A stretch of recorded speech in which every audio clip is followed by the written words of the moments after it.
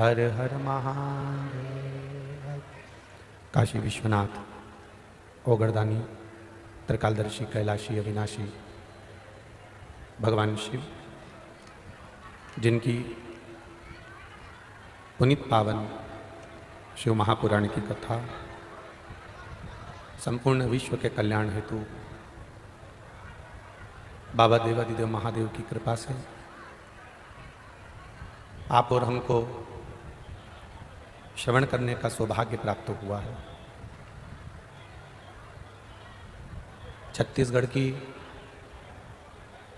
ये पुनीत पावन पुण्यमय आनंदमय भूमि, जिस भूमि का चावल धान पूरे विश्व के शिव मंदिर पर चढ़ता है, ऐसी छत्तीसगढ़ की पावन धरा है। धान का कटोरा सबले बढ़िया छत्तीसगढ़िया, तो ऐसी पुण्य में छत्तीसगढ़ की पावन धरा भिलाई इस्पात नगर,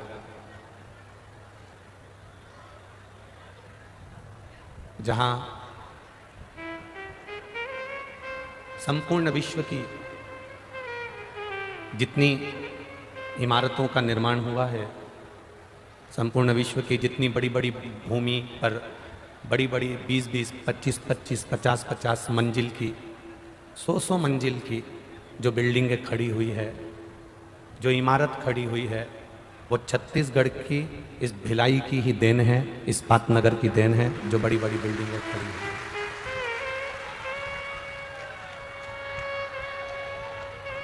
भिलाई ने, छत्तीसगढ़ ने संपूर्ण भारत को बहुत कुछ दिया है। छत्तीसगढ़ की पावन धरा ने संपूर्ण विश्व को कुछ ना कुछ दिया है, इसलिए पूरे भारत की निगाह छत्तीसगढ़ पर रहती है। ये छत्तीसगढ़ की पावन धरा है। ऐसी पुण्यमय आनंदमय धरा पर भगवान शिव की पावन कथा को श्रवण करने का सौभाग्य आप और हमको मिला है। जीवन आनंद फाउंडेशन और श्री राम जन्मोत्सव समिति के तत्वाधान में ये आयोजन किया जा रहा है। श्री प्रेम प्रकाश जी पांडे जी, पूर्व विधानसभा अध्यक्ष छत्तीसगढ़ शासन, एवं विनोद सिंह जी, अध्यक्ष जीवन आनंद फाउंडेशन, ये दोनों कर्मठ रूप से कार्य कर छत्तीसगढ़ की इस पुण्यमय आनंदमय भूमि भिलाई में शिव कथा को श्रवण करने का सौभाग्य मिला है। एलईडियाँ चालू करिए, एलईडियाँ इधर की, एलईडियाँ चालू करो।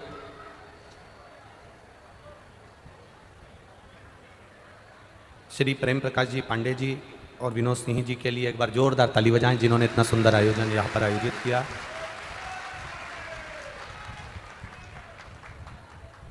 कई लोगों से हमारी चर्चा हुई तो उन्होंने कहा, पांडे जी सनातन धर्म के लिए हमेशा अग्रण्य रहे हैं और सनातन धर्म की ध्वजा को आगे बढ़ाते रहे हैं। हम भगवान से यही प्रार्थना करते हैं कि आप अपने जीवन में सनातन धर्म को ऐसे ही अग्रण्य रखें और अपने जीवन को सार्थक बनाएं।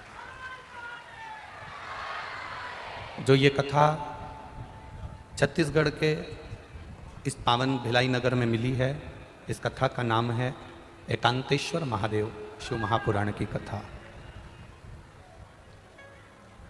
हम अपने जीवन में भगवान शिव की भक्ति को कैसे धारण करें, भगवान शंकर का गुणगान कैसे करें, भगवान शिव की अविरल भक्ति को अपने जीवन में कैसे उतारें और कैसे हम शिव तत्व को प्राप्त करें। ये इस एकांतेश्वर महादेव की कथा से हमको श्रवण करना है।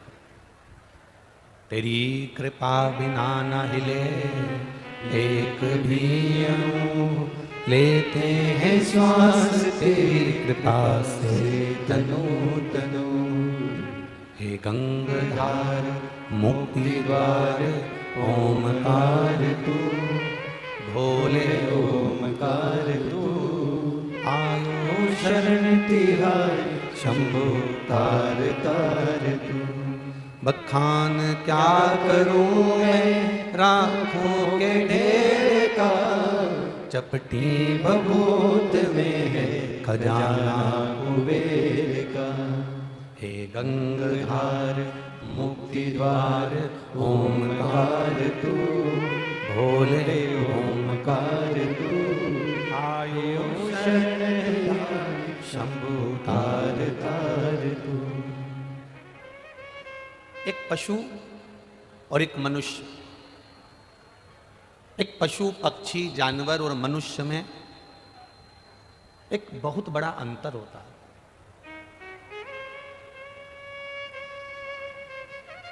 पशु पक्षी जानवर कथा श्रवण कर कर सतमार्ग की ओर चलता नहीं है, पर मनुष्य यदि एक बार भी भगवान की कथा में पहुंच जाए और भगवान की कथा को श्रवण कर ले और अपने जीवन में थोड़ा सा भी उतार ले, अपने जीवन में अगर थोड़ी सी भी कथा को उसने उतार लिया, तो ये निश्चित है कि वो अपने गलत मार्ग को छोड़कर सतमार्ग की ओर अग्रण्य हो ही जाएगा। ये निश्चित है।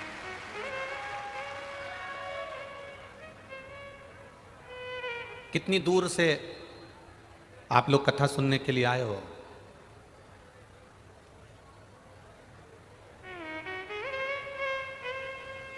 ये छत्तीसगढ़ की पहली कथा है जिसमें कथा का पंडाल नहीं लग पाया था और भक्त कथा के पंडाल में आकर बैठ गए थे।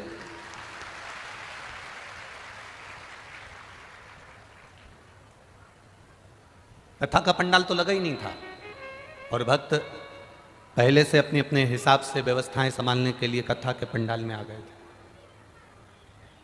कितनी श्रद्धा, कितना विश्वास, कितनी दृढ़ता है आपकी।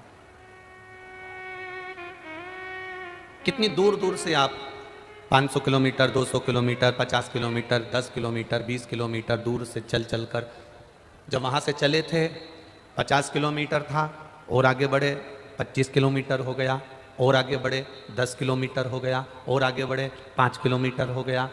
आप इतनी दूर से चलते चलते चलते चलते चलते चलते दूरी कम होती चली गई और आप कथा के पंडाल में पहुंच गए और कथा आपको प्राप्त हो गई। जब इतनी दूर से चलकर धीरे धीरे आगे बढ़े तो दूरी कम हो गई और कथा आपको मिल गई। उसी तरह रोज शिव महापुराण की कथा जो टीवी पर सुन रहे हैं, जो फेसबुक पर सुन रहे हैं, जो पंडालों में कथा सुन रहे हैं, रोज प्रतिदिन हम कथा सुन रहे हैं। इसका मतलब है हम धीरे धीरे आगे बढ़ते चले जा रहे हैं। अपने घर से चले थे, धीरे धीरे बढ़े थे, बढ़ते बढ़ते गए, बढ़ते बढ़ते गए तो कथा प्राप्त हो गई। उसी तरह रोज कथा सुनते चले जाओगे, बढ़ते चले जाओगे, बढ़ते चले जाओगे तो एक दिन भोलेनाथ भी प्राप्त हो जाएगा। ये निश्चित है। लोग कहेंगे क्या मिलता है कथा सुनने से? अभी तो सुनी थी, 15 दिन पहले तो सुनी थी, 10 दिन पहले तो सुनी थी। शिव तत्व की प्राप्ति क्या होती है? एक पत्र में देखिए किसी माँ ने लिखा है,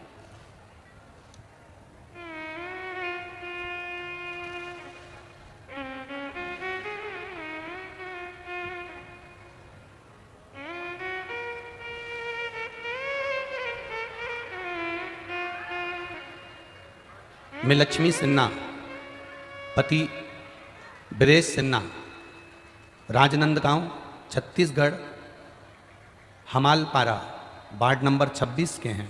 कहीं बैठे हों तो हाथ हिलाइएगा। कहीं आप ही हैं? दोनों हाथ हिला दो एक बार ऐसे। हाँ, दोनों हाथ हिला दो। मैं लक्ष्मी सिन्हा, पति बीरेश सिन्हा, राजनंदगांव, छत्तीसगढ़, हमालपारा, वार्ड नंबर 26 के हैं। हमारी शादी को 17 साल हो गए थे, संतान नहीं थी। सारे डॉक्टरों से इलाज करवाया, रायपुर गए, बिलासपुर गए और भी जहाँ जहाँ लोगों ने बताया वहाँ गए, कई जगह से गोदी भी भरवाई पर संतान नहीं हुई। गुरुदेव, शिव कृपा किसको कहते हैं? किसी ने कहा टीवी पर कथा आती है, आप उस कथा को श्रवण करो। हम पति पत्नी ने कथा सुनना चालू करा। ऐसे कई महाराज की कथा आती थी, विश्वास नहीं जागता था। पर आपने कथा में पशुपति व्रत के बारे में बताया, एक सफेद आंकड़े की जड़ के बारे में बताया। पत्नी ने और मैंने पशुपति नाथ के व्रत की शुरुआत करी और बाबा की कृपा से 17 साल बाद ऐसी कृपा हुई कि मन में ऐसा भाव जागृत हुआ, एक बार सीहोर चले। सीहोर गए। 26 मई 2022 को हम सीहोर पहुंच गए और 26 मई 2022 को सीहोर में जाके कंकर को उठाकर जमीन पर रखकर उसकी पूजन कर कर प्रार्थना कर कर आए कि बाबा 17 साल हो गए, डॉक्टरों ने मना कर दिया है, संतान का सुख किस्मत में नहीं, पर आप जरूर देना। बाबा की कृपा से गुरुदेव 26 मई 2022 को हम सीहोर से आए। आप कहते हो 3 महीने में बाबा देता है, मेरे बाबा ने 1 महीने में सुन लिया। 16 फरवरी 2023 को मेरे यहाँ पर एक बच्चे का जन्म हुआ है। बच्चा लाए हो साथ में? थोड़ा सा ऊंचा करो उसको, हल्का सा हो सके। कार्यकर्ताओं से निवेदन है, कार्यकर्ता उस बच्चे को, उसके माँ को और पिता को यहाँ तक लेकर आ जाए। मेरा कार्यकर्ताओं से निवेदन।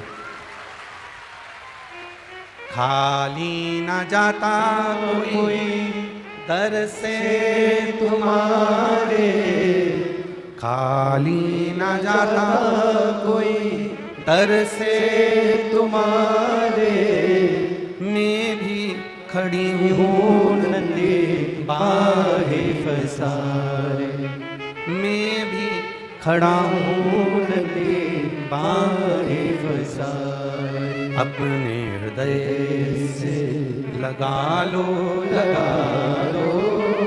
गिरी जा रही हो, उठा लो प्रभु अपनी दर से, अब तो न टालो, गिरा जा रहा हो, उठा लो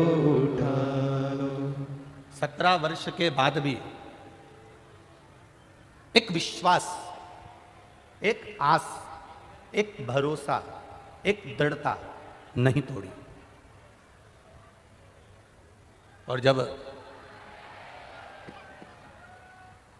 17 वर्ष के बाद जब विश्वास नहीं टूटा, भरोसा नहीं टूटा, मात्र टीवी पर कथा सुनकर भरोसा इतना दृढ़ हो गया, इतना दृढ़ हो गया कि मेरे बाबा को गोदी में संतान देना ही पड़ी। ये शिव तत्व है।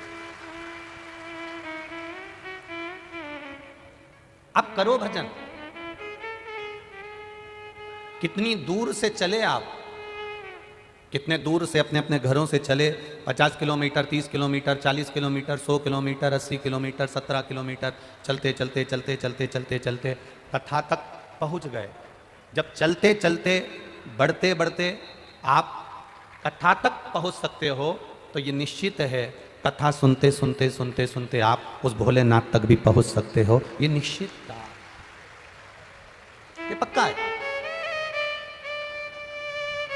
आप उसकी चौखट तक जाना है, आपको उसके दरवाजे तक जाना है, आपको उसके द्वार तक जाना है, तो वो भक्ति के बल पर जाना।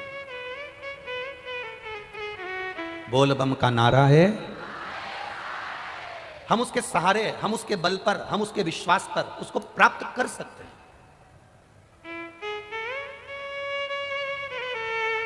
और जब हमारा भरोसा, हमारा विश्वास जब दृढ़ हो जाएगा तब परमात्मा अवश्य प्राप्त होगा, ये निश्चित।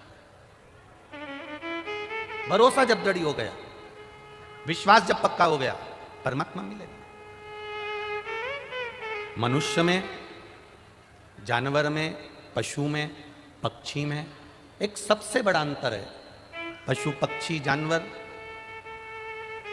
कथा श्रवण कर कर उस पथ पर नहीं चल सकते, पर मनुष्य कथा को श्रवण कर कर भगवान के सतमार्ग के पथ पर चल सकता है, वो भटकता नहीं है, ये निश्चित है।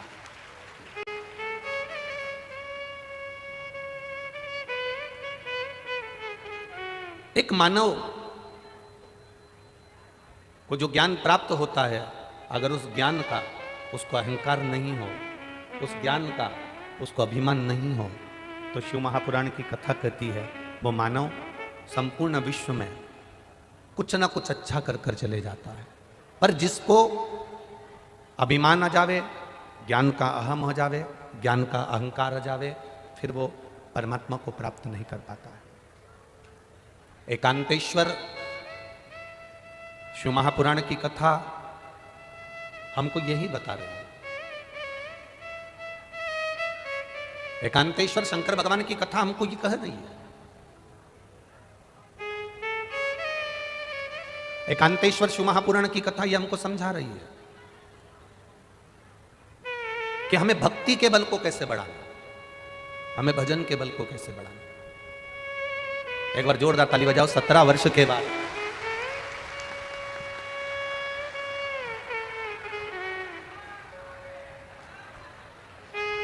वर्ष के बाद देवादिदेव महादेव की कृपा से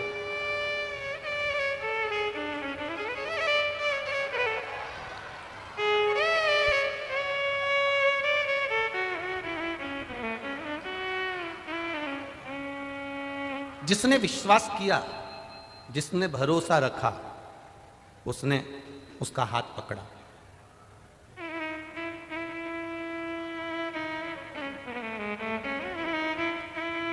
शिव कथा शंकर भगवान को चढ़ाया गया एक लोटा जल खाली नहीं जाता है। जिसने महादेव को एक लोटा जल चढ़ाया है, महादेव ने उसका जल चढ़ाने वाले हाथ को मेरे महादेव ने पकड़ लिया, और पकड़ लिया तो उसको पार लगा दिया।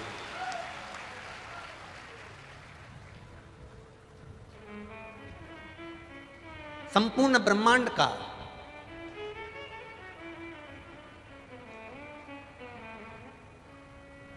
महाराज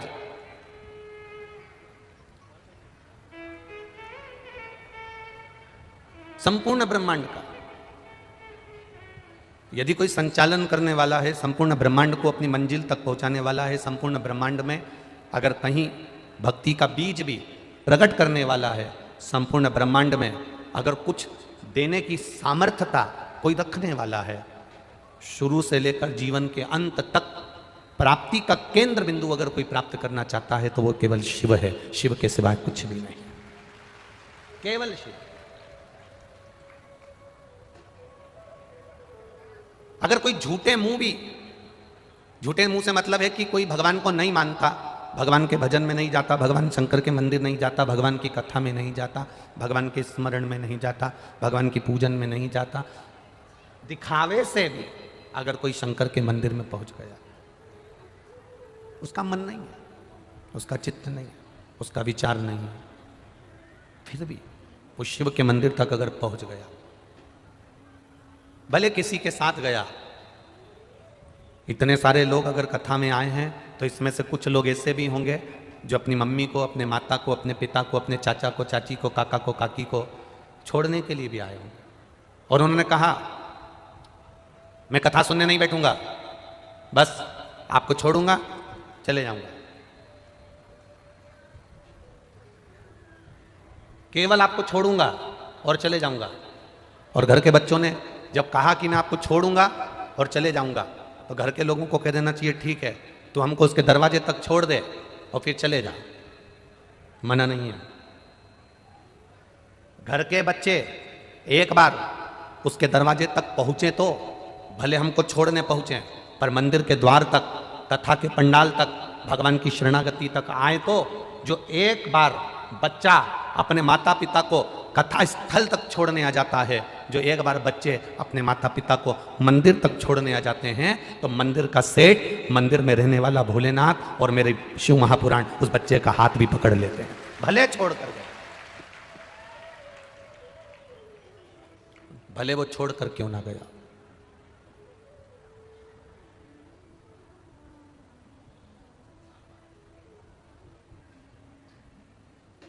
जिसने भले कहा मैं कथा में नहीं बैठूंगा, मेरे पास इतना समय नहीं है कि मैं कथा में बैठूं, छोड़ूंगा, चले जाऊंगा, हाउ। पति ने कहा मैं कथा में नहीं बैठूंगा, छोड़ूंगा और चले जाऊंगा, हाउ। कोई बात नहीं, तुम चलो तो छोड़ के तो आओ।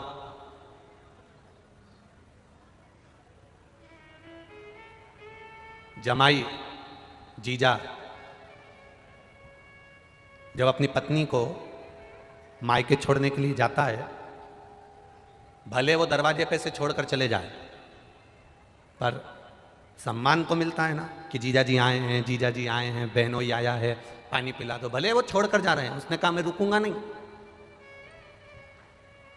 पर दरवाजे तक आए तो जमाई अपनी पत्नी को मायके छोड़ने के लिए आता है, भले अंदर प्रवेश करे ना करे, घर के अंदर आए ना आए, दरवाजे से भी अगर लौट कर जाएगा तो भी सास ससुर उसको तिलक करके 500 रुपए का लिफाफा कपड़े दे देते हैं, क्योंकि जमाई आया है। उसी तरह तुम्हारा बच्चा, तुम्हारा बेटा, तुम्हारी बेटी, तुम्हारे परिवार वाले भले अंदर आए ना आए, बाहर से भी अगर कथा में छोड़कर चले गए तो भी मेरा महादेव कुछ ना कुछ तो दे ही देता है। वो शिव है।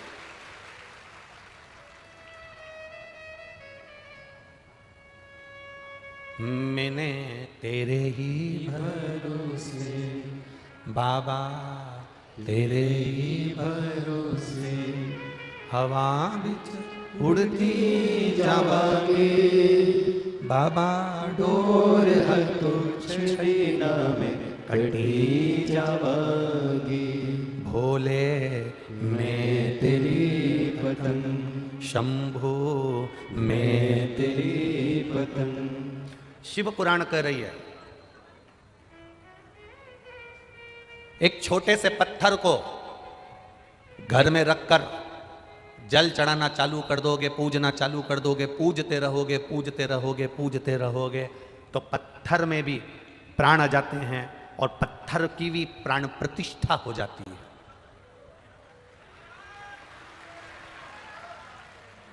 एक पत्थर को तुमने पूजना चालू करा, एक पत्थर को तुमने परमात्मा मान लिया, एक पत्थर को तुमने परमेश्वर मान लिया, एक पत्थर को तुमने पूजना चालू करा, तो पत्थर में प्राण आ जाते हैं और उसकी प्राण प्रतिष्ठा हो जाती है। मंदिरों में राम जी की मूर्ति, कृष्ण जी की मूर्ति, शंकर जी की मूर्ति, देवताओं की मूर्ति सब पत्थर की होती है, सब पत्थर की है।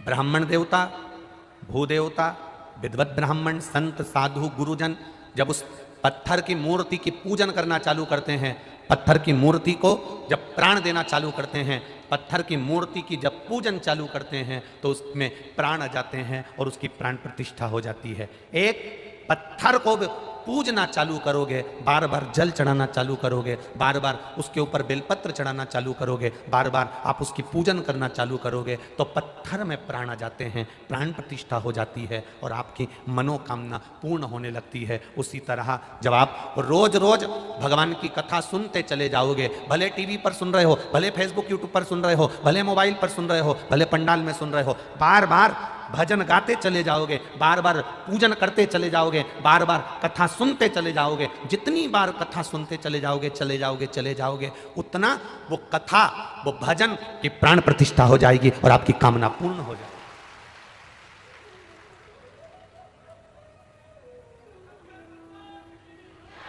भजन के बल को बढ़ाओ, दिखावे को मत बढ़ाना। आज के जमाने में बहुत नौटंकी चल रही है दादा, बहुत दिखावा चल रहा है। इनके यहाँ जाओगे तो काम हो जाएगा, उनके यहाँ जाओगे तो काम हो जाएगा, इनके यहाँ चले जाओ तो काम हो जाएगा। इतना याद रखना, दुख उसने दिया है तो कोई नहीं काटेगा, किसी की सामर्थ्यता नहीं कि तुम्हारे दुख को काट दे। दुख काटने की सामर्थ्यता केवल महादेव की। सारी दुनिया के लोग लगे रहेंगे।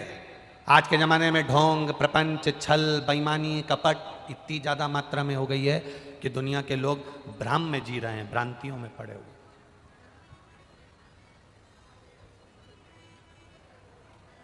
अपने कर्म पर विश्वास करना। आप चलकर यहां पहुंचे हो, आपने खुद कर्म किया है, अपने शरीर को कष्ट दिया, इसलिए शिवपुराण तक पहुंचे। कर्म पर विश्वास करना। दुकान पर बैठोगे, काम करोगे, मेहनत करोगे, फल जरूर मिलेगा। बैठकर भजन करोगे, भगवान जरूर मिलेगा। फैक्ट्री में नौकरी कर रहे हो, कर्म करोगे, तनख्वाह जरूर मिलेगी, जरूर। कर्म करोगे, फल मिलेगा। कई लोग ऐसे भी हैं जो कर्म करना ही नहीं चाहते। हमें काम ही नहीं करना।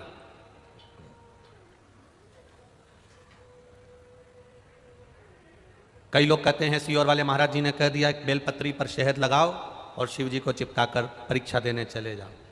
सियोर वाले महाराज की आधी बात तो आपने सुनी कि बेलपत्री पर शहद लगाकर शंकर जी को चिपकाकर चले जाना, और लोगों ने उस क्लिप को भी आधा काट कर टीवियों पर चला दिया, पर उसको पूरा नहीं सुना कि सियोर वाले महाराज ने कहा था पहले अपना कर्म करते जाना, पढ़ाई करते जाना, विद्या अध्ययन करते जाना, अपने कर्म को करते करते आगे बढ़ना, फिर शंकर भगवान पर एक बेलपत्री चिपकाकर उस पर भरोसा कर कर फिर चले जाना, कार्य पूर्ण हो जाएगा। यह विश्वास के साथ करिए। एक पत्र आया है,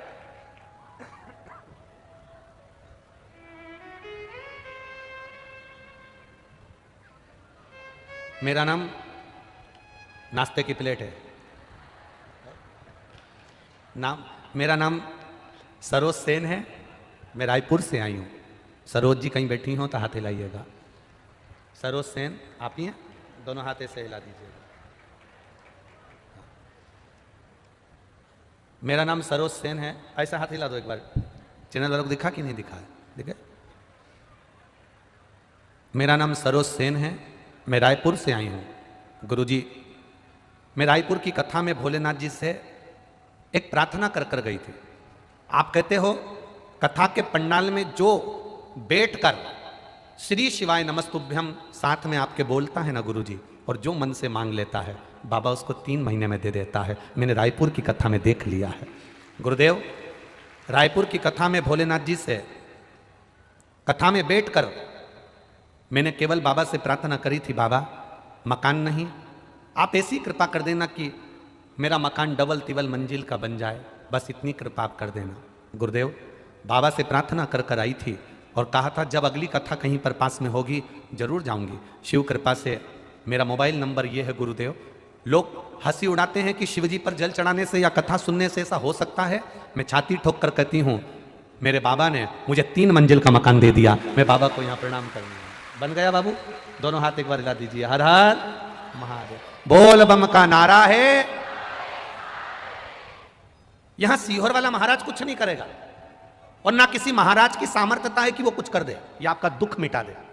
किसी महाराज की सामर्थ्यता नहीं है कि तुम्हारे दुख को मिटा दे। तुम्हारे दुख को तुम स्वयं भगवान की भक्ति कर कर, भजन कर कर, एक लोटा जल चढ़ाकर, शिव की आराधना कर कर, आप स्वयं अपना कर्म कर कर, मेहनत कर कर आप अपने भाग्य को लिख सकते हो और आगे बढ़ सकते हो। किसी की सामर्थ्यता नहीं।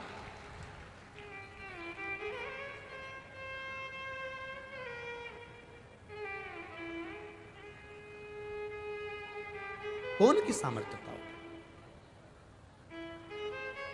लिखने वाला वो है।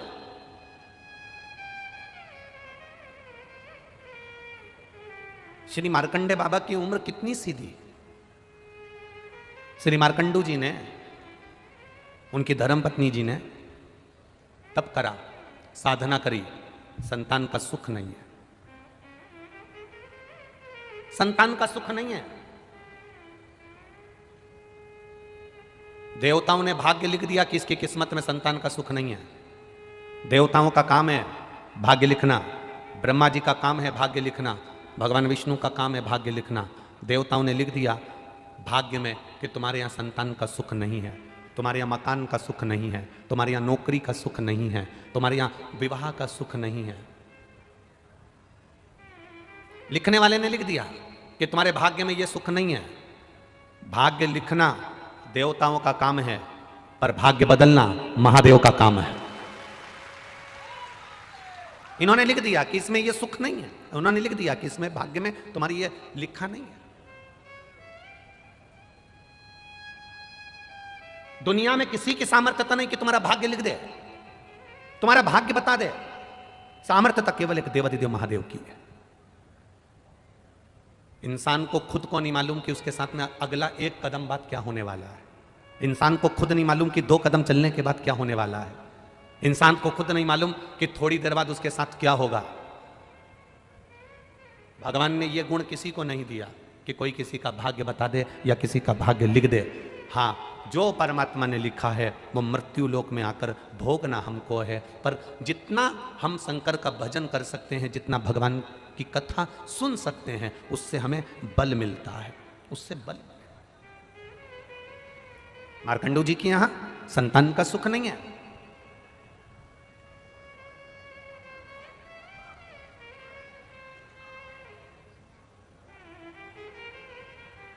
ग्यारह जन्म पहले कौन थे ये मार्कंडू जी? एक 11 जन्म पहले एक वैश्य, व्यापार करने वाले। इनकी पत्नी के परिवार में से सब शांत हो गए थे, केवल एक अकेला घर में इनका एक साला बच गया था। जैसे धृतराष्ट्र के यहां भी एक साला बच गया था। कौन था वो? शकुनी मामा बच गया था। अब पूर्व में ये वैश्य थे, खूब अच्छा कर्म करा, कभी किसी का दिल नहीं दुखाया इन्होंने। दुकान तो करी, व्यापार तो करा, पर किसी का मन नहीं दुखाया। धीरे धीरे धीरे धीरे साले को दुकान में लगा लिया। साले से इन्होंने एक बात जरूर कही कि देखो किसी का मन नहीं दुखाना है। साले ने कहा जी जीजा जी, मैं किसी का मन नहीं दुखाऊंगा, व्यापार करूंगा, अच्छे से करूंगा। साला खुद की कमाई करने के लिए अनाज में कंकर मिलाने लगा, कंकर मट्टी मिलाने लगा। कंकर मट्टी के वजन के बराबर अनाज अलग कर लेता और उसको बेचकर खुद का पैसा बना लेता। अब कर्म की गति देखिए कितनी विचित्र है। कंकर मिट्टी अनाज में बिकने लगा। एक विधवा ब्राह्मणी रहती थी और उस विधवा ब्राह्मणी का 2 पुत्र थे और वो 2 पुत्र इस अनाज को खाए, पेट में उनके पत्थर जम गया, मिट्टी जम गई और वो दोनों पुत्र धीरे धीरे कर मर गए।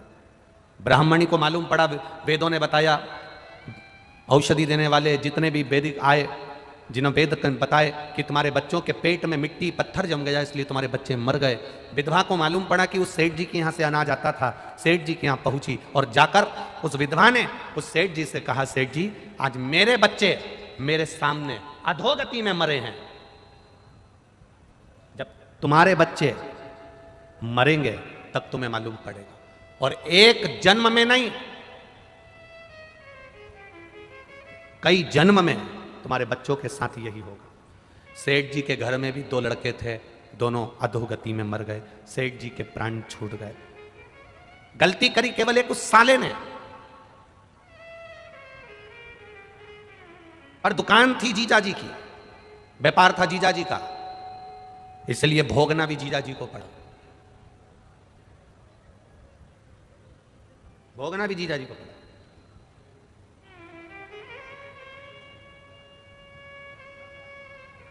प्राण छूट गए। जीजा जी वो वैश्य शांत हो गया, समाप्त हो गया, विष्णुधर बना। फिर धीरे धीरे धीरे धीरे 1 जन्म, 2 जन्म, 3 जन्म, 4 जन्म निकलते निकलते निकलते निकलते कई जन्मों के बाद में फिर मार्कंडू जी बने। संतान का सुख नहीं हुआ इनके, संतान प्राप्ति नहीं हुई। किसी ने कहा भगवान शिव की आराधना करो। शंकर भगवान की आराधना करने के लिए एक वीरान जंगल में, वीरान क्षेत्र में, जहां कोई नहीं जाता, वहां पर मार्कंडू जी पहुंच गए। अपनी पत्नी के साथ एक शिवलिंग का निर्माण करे, पूजन करी, आराधना करी, बाबा से विनय करी। रोज प्रतिदिन शिव की आराधना, एकांत में रखे हुए शिव का पूजन 3 चीजें देता है। बहुत अच्छे से समझ लेना इनका एकांतेश्वर महादेव की कथा। एकांत में रखा हुआ शिवलिंग, एकांत में रखे हुए शिव जी की पूजन 3 चीजें देती है। पहला, हमारी उम्र बढ़ाती है। दूसरा, बड़ी बीमारी शरीर में एकांत का शिवलिंग कभी नहीं आने देता। और तीसरा, हमारे जीवन में कभी वैभव की, सत्ता की और लक्ष्मी की कमी नहीं आने देता। ये एकांतेश्वर। एकांतेश्वर का मतलब क्या है? जो एकांत में बैठा हुआ है, अलमस्त। ऊपर छांव है, नहीं है। मंदिर के ऊपर शिखर है, नहीं है तो भी ठीक, नहीं है तो भी ठीक। ओटले पर शिवलिंग रखा है, अकेला बैठा है, ना तो पार्वती उनके पास में बैठी दिख रही हैं, ना कोई बैठा दिख रहा है, ना गणेश जी दिख रहे हैं, ना कार्तिकेय दिख रहे हैं। बैठे हैं तो ठीक, नहीं है तो अकेला नंदी सामने बैठा है और शिव जी का शिवलिंग रखा है।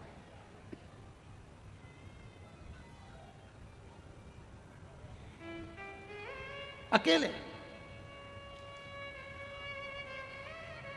कई लोग हमसे कहते हैं गुरुजी हमारे गांव में शंकर जी का मंदिर है और शंकर जी के मंदिर के अंदर पार्वती जी नहीं है, गणेश जी नहीं है, कार्तिकेय जी नहीं है, केवल नंदी है और शंकर जी हैं, तो क्या हम पार्वती जी, कार्तिकेय जी, गणेश जी को बिठा दें?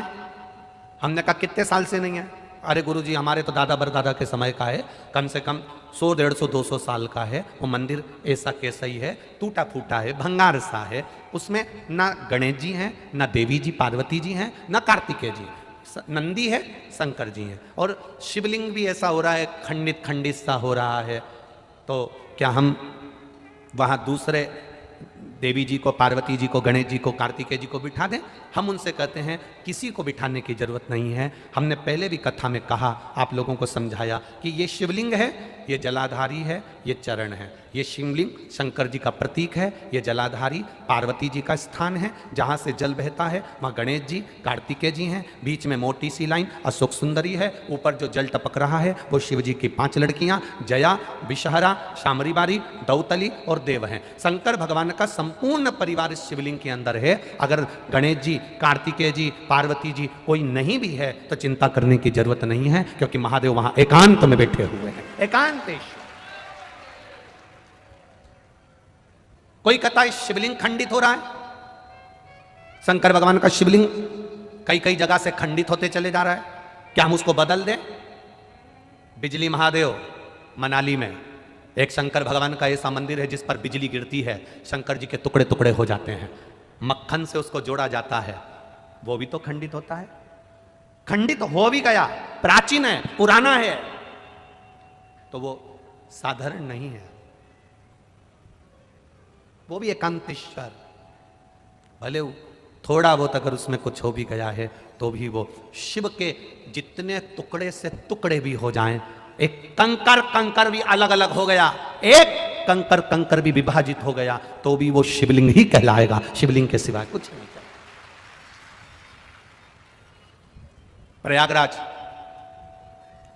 कुंभ, जब प्रयागराज में प्रयाग का मेला भराया था, तब सतुआ बाबा महामंडलेश्वर संतोष जी महाराज जी ने शिव पुराण की कथा शायद 2-3 दिन मिले थे तो शिव चर्चा करी थी। आप लोगों ने सुनी थी टीवी में? तो उसमें आप लोगों ने श्रवण करा होगा,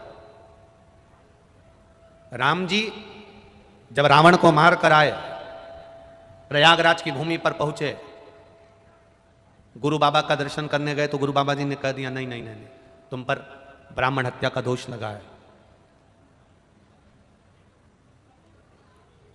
1 करोड़ शिवलिंग का निर्माण करोगे तब तुम ब्राह्मण की हत्या से मुक्त होगे।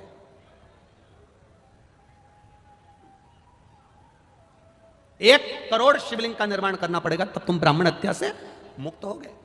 अब राम जी चिंता में पड़ गए कि 1 करोड़ शिवलिंग का निर्माण करने में तुम्हारी पूरी जिंदगी निकल जाएगी। एक शिवलिंग बनाऊंगा, 1 करोड़ शिवलिंग बनाने में पूरा जीवन निकल जाएगा, 1.25 करोड़, 1 करोड़, क्या करा जाए? तब मां गंगा जी से राम जी ने पूछा कि आप बताओ कि शिवलिंग का निर्माण कैसे करा जाए। तो गंगा जी के पास गए, गंगा जी ने कहा चिंता मत करो राम जी, आप गंगा के तट की बालू रेत का शिवलिंग बना लो, उस बालू रेत में छोटे छोटे छोटे छोटे इतने कण होते हैं, मिट्टी का शिवलिंग बना लो, मिट्टी में इतने कण होते हैं, इतने कण होते हैं, मिट्टी में छोटे छोटे ढेर कण, बालू में छोटे छोटे ढेर कण। जब हम दुनिया के लोग हंसते हैं, सावन महीने की जब शिवरात्रि के दिन पूरे विश्व के लोग जब ऑनलाइन शंकर भगवान का शिवलिंग बनाते हैं, पूजन करते हैं, आप लोगों ने करी कि नहीं करी? जब हम सीहोर से या जहाँ कथा चलती रहती है वहाँ से सावन महीने की शिवरात्रि पर जब शिवलिंग का निर्माण करवाते हैं, शिवलिंग का पूजन करवाते हैं, उसका लाभ क्या मिलता है जिसने करी उसको मालूम है। मिट्टी का शिवलिंग बनाओ, बालू रेत का शिवलिंग बनाओ, जब हम पूजन करते हैं एक शिवलिंग के पूजन का फल नहीं मिलता, करोड़ों शिवलिंग के पूजन का फल हमारे खाते में चला जाता। करोड़ों शिवलिंग। राम जी से कहा कि आप करोड़ों शिवलिंग का निर्माण करो, तब तुम ये ब्राह्मण की हत्या से छूटोगे। राम जी ने गंगा जी के कहने पर एक शिवलिंग बालू रेत का बना लिया, उसमें छोटे छोटे जितने जितने कण थे शिव जी को प्राप्त हो।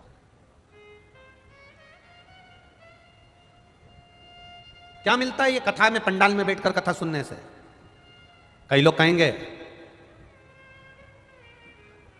इतनी भीड़ पड़ रही है, गर्मी अपार पड़ रही है, इतनी तेज गर्मी, इतनी भीड़, गाड़ी भी दूर खड़ी करना पड़ेगी, पैदल चलना पड़ेगा, घर में बैठकर टीवी पर क्यों नहीं सुन लेते?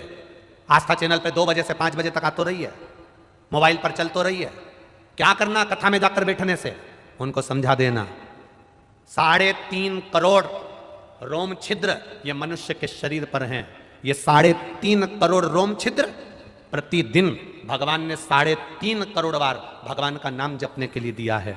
घर में अकेले बैठकर कथा सुनूंगी तो 3.5 करोड़ भजन का फल नहीं मिलेगा, पर कथा के पंडाल में बैठकर कथा सुनूंगी, जब श्री शिवाय नमस्तुभ्यम इतने सारे भक्त एक साथ बोलेंगे, 5 लाख 4 लाख 6 लाख लोग आज भी कथा में आए हैं, ये लाखों भक्त जब एक साथ, अब 5 लाख लोग अगर कथा सुनने आए हैं और 5 बार अगर श्री शिवाय नमस्तुभ्यम 5 लाख लोग एक साथ बोलेंगे तो लाखों में मंत्र जाप हो जाएगा।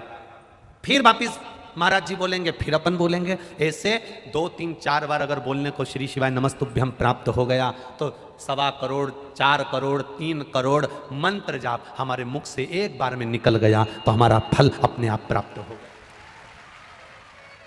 क्यों कहते हैं पंडाल में बैठकर कथा सुनने वाले को 3 महीने के अंदर बाबा झोली भर देता है? हम क्यों कहते हैं कि 3 महीना इंतजार करना? जो लोग बिस्कुट खिला रहे हैं, पानी पिला रहे हैं, किसी को पोहा खिला रहे हैं, आपने अपने तिजोरी के खजाने खोले हैं, अगर इन शंकर के भक्तों के लिए कोई पानी, कोई शरबत, कोई चाय, कोई नाश्ता, कोई भोजन, कोई पूड़ी। आज सुबह की बात है, किसी का सीहोर फोन गया होगा, कोई बिमला प्रजापति करके कोई महिला, उनका फोन गया कि हम बहुत बड़ा भंडारा नहीं कर सकते, तो हम को अगर शंकर जी के भक्त की सेवा करना हो तो क्या करना चाहिए? तो वहां से हमसे पूछा गया तो हमने कहा उनसे कह दो, एक महिला पुरुष जो पंडाल में रह रहा है, जो कथा सुनने दूर से आया है, अपने घर से तुम जो रोटी बनाओगी, पूड़ी बनाओगी, तुम्हारे लिए भोजन बनाओगी, उसमें 3-4 रोटी ज्यादा बन जाती होगी, वो रोटी अचार के साथ लेकर आ जाना और किसी को खिलाकर चले जाना, भंडारे जैसा ही सुख मिलेगा। जरूरी नहीं कि आप 4 लाख लोगों को भोजन कराओगे तो भंडारे का सुख मिलेगा, 50,000 आदमी को पानी पिलाओगे तो भंडारे का सुख मिलेगा। अपने साथ में एक पानी की बोतल ज्यादा लेकर आओ, जिससे उठकर जाना नहीं पड़े, किसी को हमारे बीच में आना नहीं पड़े, कोई पानी बांटने वाला हमारे बीच में आएगा तो हमारी कथा छूट जाएगी। एक पानी की बोतल ज्यादा लेकर चलो, किसी को प्यास लगे अपनी पानी की बोतल में से बैसाख के महीने में उसको पानी पिला देना, पूरी जिंदगी भर पुण्यता का फल प्राप्त हो जाए। जरूरी नहीं कि हम बहुत बड़ा मंदिर बनाएंगे तो हमारा नाम होगा। मंदिर बड़ा बनाने से नाम नहीं होता। जो भगवान के मंदिर नहीं जाता, जो भगवान की चौखट तक नहीं जाता, जो कभी कथा तक नहीं जाता, जो कभी एक लोटा जल नहीं चढ़ाता, बड़ा मंदिर बनाने से ज्यादा जरूरी है किसी को मंदिर तक पहुंचा देना और उसका मन में मंदिर का प्रवेश करा देना। ढेर मंदिर बन गए, ढेर सारे मंदिरों का निर्माण हुआ।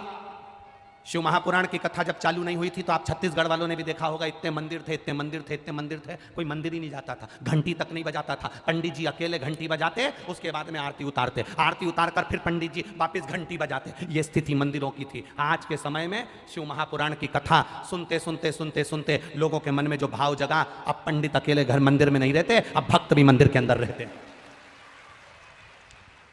मंदिर तो ढेर बन गए, मंदिर बनते चले गए, बनते चले गए। हमारी कॉलोनी में मंदिर, हमारी सोसाइटी में मंदिर, हमारी जगह पे मंदिर, मंदिर तो बन गए पर भक्त नहीं बन पाए थे, वो भक्त कम होते चले गए थे। शिव महापुराण ने उन्हीं भक्तों को केवल मंदिर तक पहुंचाने का कार्य किया है। शिव पुराण ने उन्हें मंदिर तक भेज दिया। जरूरी नहीं कि आप मंदिर बनाओगे तो आपका नाम होगा। आप किसी के हृदय में भी तो मंदिर बना दो। क्यों? भिलाई में कथा चल रही है, तो कथा में गई थी कभी? अपनी पड़ोसन से कह सकती है, क्यों भिलाई में कथा चल रही है, तू नहीं गई कभी कथा में? अरे बहुत भीड़ होती है, अरे मेरा तो मन ही नहीं करता। तो भीड़ में कौन जा रही है? थोड़ा दूर जाके बैठ जाओ, थोड़ा दूर जाकर बैठ जाओ।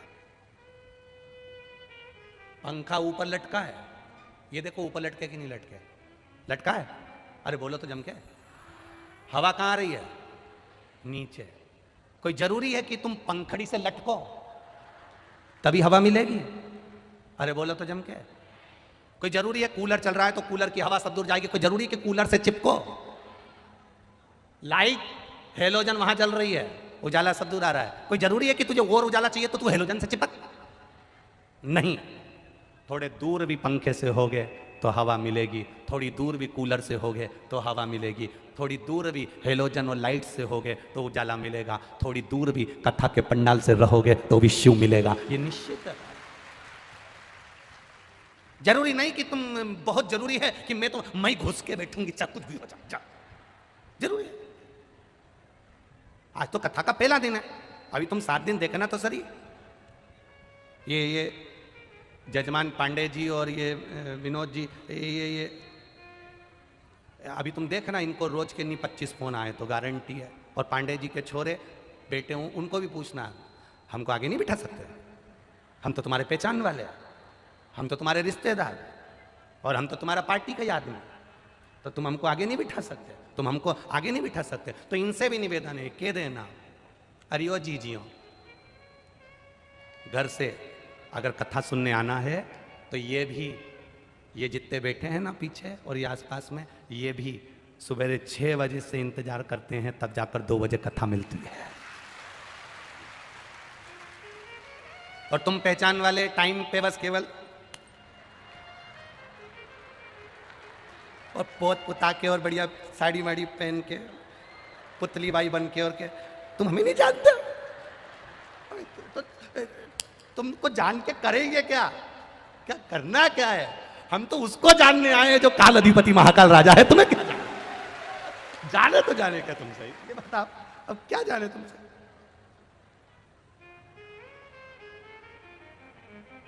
फिर उसने कह दिया बाद में देख लूंगी तेरे को, तो रुक जा।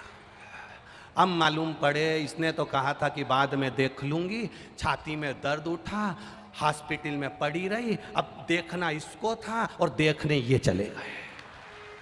अब करोगे क्या? इसलिए भगवान का भजन करने में जो सुख है, अरे लुटा दिया भंडार काशी,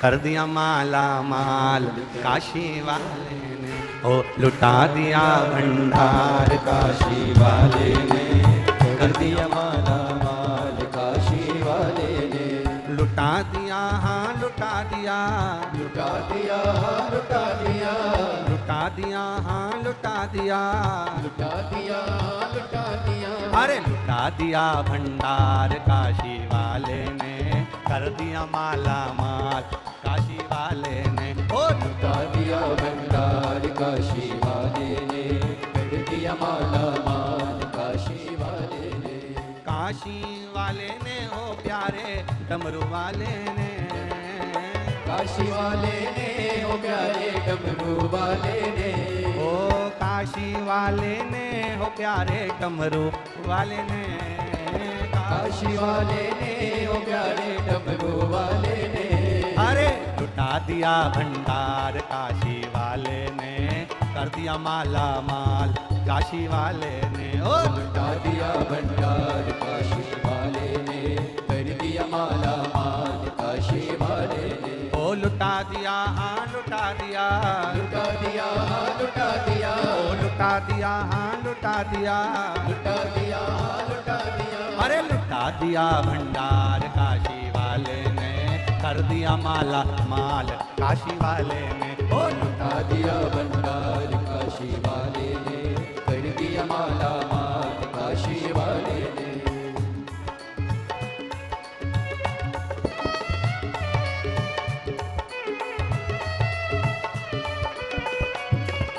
जय हो।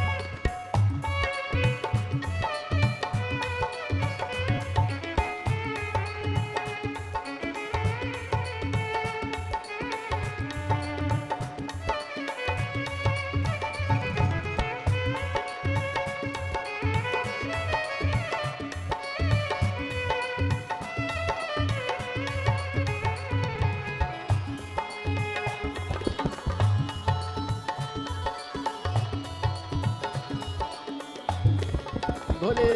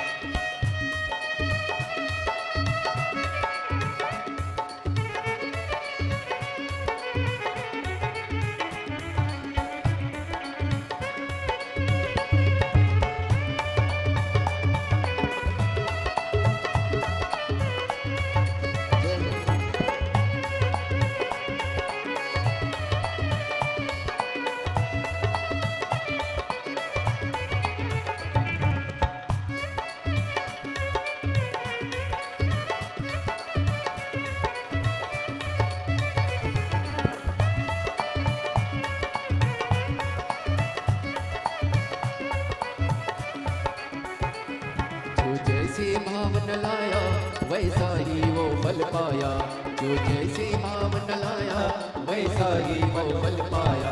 नहीं खाली उसे लौटाया वो मन ही मन हर्षाया, नहीं खाली उसे लौटाया वो मन ही मन हर्षाया। कर दिया उसे निहाल काशी वाले ने, कर दिया माला माल काशी वाले ने, लुटा दिया भंडार काशी वाले ने, कर दिया माला माल काशी वाले ने।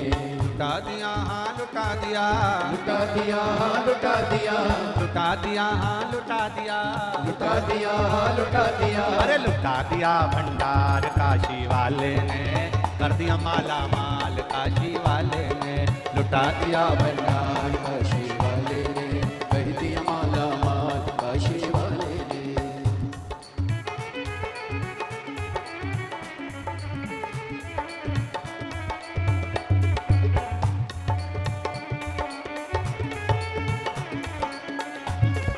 शब्दो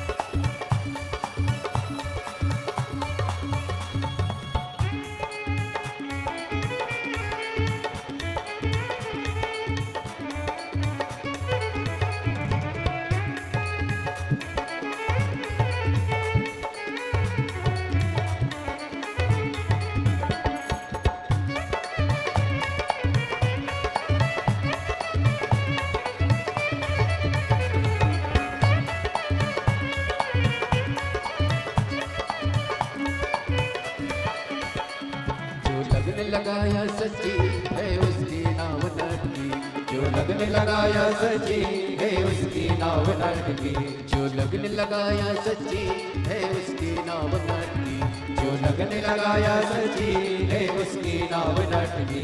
पेड़ों को पार लगाया नहीं देर करी पल भर की, पेड़ों को पार लगाया नहीं देर करी पल भर की। मिटा दिया जंजाल काशी वाले ने, कर दिया माला माल काशी वाले ने, लुटा दिया भंडार काशी वाले ने, कर दिया माला माल काशी वाले ने। लुटा दिया हाँ लुटा दिया, लुटा दिया हाँ लुटा दिया, लुटा दिया हाँ लुटा दिया, लुटा दिया हाँ लुटा दिया। अरे लुटा दिया भंडार काशी वाले ने, कर दिया माला माल काशी वाले ने, ओ लुटा दिया भंडार काशी वाले ने, कर दिया माला माल काशी वाले ने, ओ लुटा दिया हाँ लुटा दिया, लुटा दिया लुटा दिया, लुटा दिया हाँ लुटा दिया, लुटा दिया लुटा दिया, अरे लुटा दिया भंडार काशी वाले ने, कर दिया माला माल काशी वाले ने, ओ लुटा दिया भंडार काशी वाले ने, कर दिया माला माल काशी वाले ने। जय हो।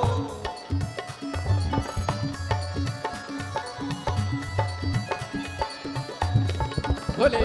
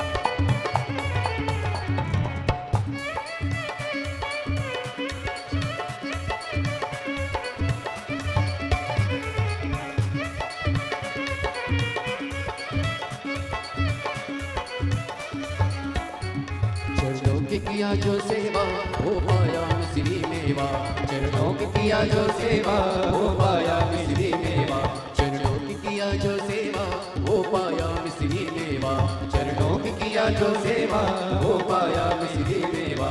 जिसने मांगा है बेटा वो चांद से टुकड़ा पाया, जिसने है मांगा बेटा वो चांद से टुकड़ा पाया। कर दिया फिर खुशहाल काशी वाले ने, लुटा दिया भंडार काशी वाले ने, लुटा दिया भंडार काशी वाले ने, कर दिया माला माल काशी वाले ने, लुटा दिया हाँ लुटा दिया, लुटा दिया लुटा दिया, लुटा दिया हाँ लुटा दिया, लुटा दिया लुटा दिया, अरे लुटा दिया भंडार काशी वाले ने, कर दिया माला माल काशी वाले ने, लुटा दिया भंडार काशी वाले ने, कर दिया माला माल काशी वाले ने, कर दिया माला माल काशी वाले ने, कर दिया माला माल काशी वाले ने, कर दिया माला माल काशी वाले ने, कर दिया माला माल काशी वाले ने, ओ लुटा दिया भंडार काशी वाले ने, कर दिया माला माल काशी वाले ने, ओ लुटा दिया भंडार काशी वाले ने, कर दिया माला माल काशी वाले ने, ओ लुटा दिया भंडार काशी वाले ने, कर दिया माला माल काशी वाले ने, लुटा दिया भंडार काशी वाले ने, दोनों हाथों से प्रेम से माल काशी वाले ने, लुटा दिया हाँ लुटा दिया, लुटा दिया हाँ लुटा दिया, ओ लुटा दिया हाँ लुटा दिया, लुटा दिया हाँ लुटा दिया, लुटा दिया भंडार काशी वाले ने कर दिया माला माल, काशी वाले ने ओ लुटा दिया भंडार, काशी वाले ने कर दिया माला माल, काशी वाले ने ओ लुटा दिया भंडार काशी वाले ने कर दिया माला माल, काशी वाले ने ओ लुटा दिया भंडार, काशी वाले ने कर दिया माला माल, काशी वाले हार हार महादेव अपने स्थान पर बैठकर भगवान देवाधिदेव महादेव से अपने दिल की बात भाव के साथ में भगवान शिव से निवेदन कर। जहां जगह मिल जाए वहां बैठ जाओ और दिल से बाबा देवाधिदेव महादेव से अपने हृदय की बात करिए, दिल से कहो। बैसाख का महीना है, बाबा से कहो बाबा आप हमारे छत्तीसगढ़ क्षेत्र में ये पावन शिव महापुराण की कथा चल रही है, ऐसी कृपा, ऐसी दया, ऐसी उदारता मेरे देवाधिदेव महादेव की करुणा हो। जहां मौका मिले, जहां जगह मिले वहां बैठकर बोलिए और दिल से प्रार्थना करें।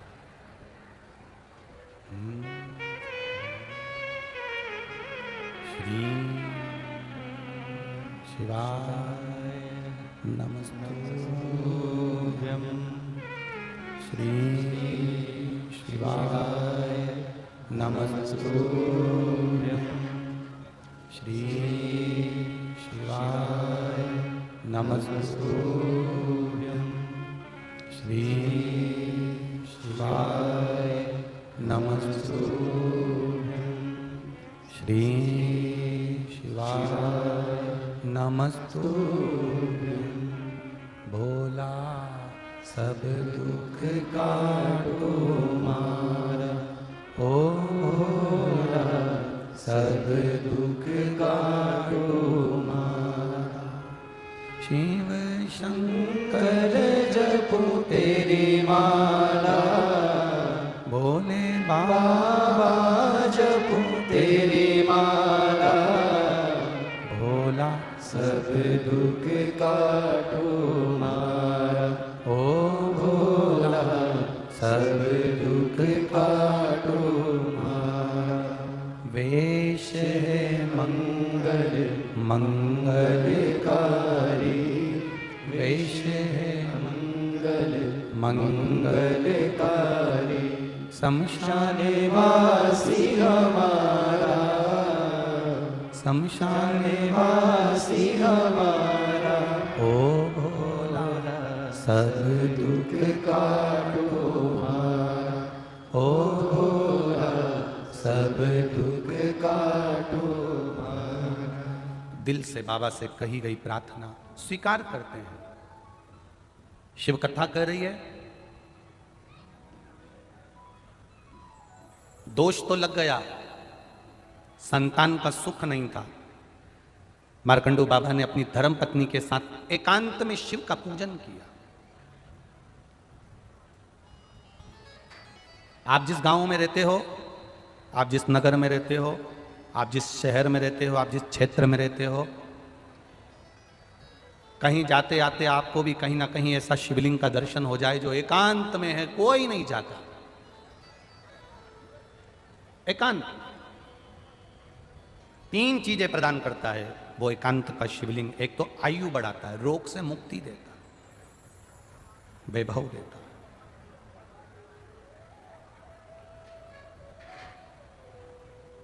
कौन से महादेव कहलाते हैं वो? जम जम के बोलो जरा।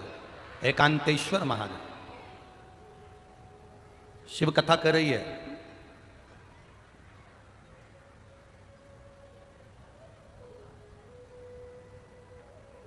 ऐसे एकांत का जो शिवलिंग होता है, एकांत में कहीं भगवान शंकर विराजमान होते हैं, वहां कुछ देर बैठेंगे। संगत थोड़ी सी एकांतेश्वर महादेव की अगर मिल गई तो वो फल देती है। जैसे एक कटोरी चावल, और उस चावल ने अगर पानी का संग कर लिया अग्नि का संग कर लिया, चावल पानी से जुड़ गया और पानी ने कहा चल मैं तुझे अग्नि का संग करा देता हूं। उसी चावल ने पानी के साथ मिलकर अग्नि का संग कर लिया। चावल एक कटोरी था, पानी और अग्नि का संग करने से एक कटोरी चावल पूरा कुकर भर देता है, एक कटोरी चावल पूरी भगोनी भर देता है, एक कटोरी चावल पूरा बर्तन भर देता है। चावल एक कटोरी था पर पानी का संग मिला, अग्नि का संग मिला तो पूरा कुकर भरा गया, पूरा बर्तन भरा गया। उसी तरह एकांतेश्वर महादेव का जब संग इस संसारिक मनुष्य को प्राप्त होता है तो वो भी खाली झोली भर ही देता है, वो एकांतेश्वर महादेव।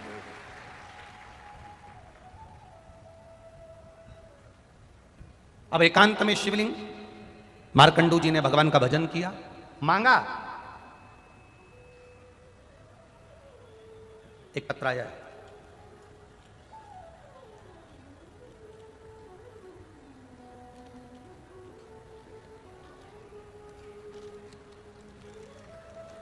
शंभु शरण मांगो घड़ी रे घड़ी दुख काटो, दया करीन दर्शन आपो।